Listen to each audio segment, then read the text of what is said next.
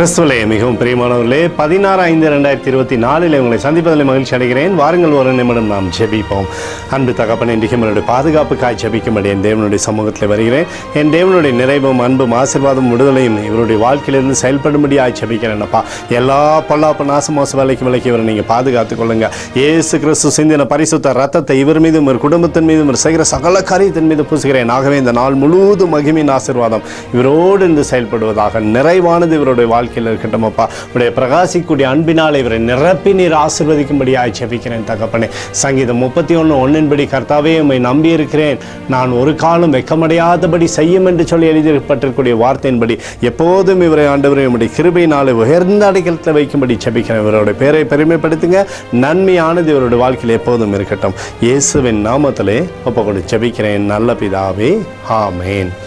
பிரியமான ஜெப பங்காளரே, ஒரு நிமிடம் நம்ம இந்திய தேசத்திற்காகவும் ஜெபிப்போம்.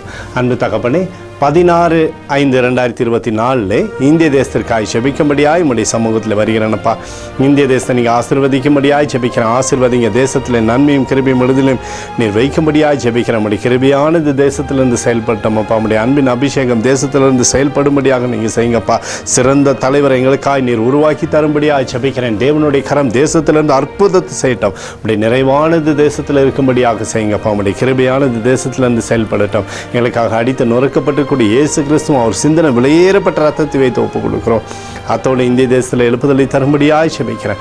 எழுப்புதலை தருவீராக, எழுப்புதலை தருவீராக, எழுப்புதலை தருவீராக. எழுப்புதலை எங்கள் கண்கள் பார்க்கும்படி நீர் ஆசீர்வதிக்கும்படி ஜெபிக்கிறேன்.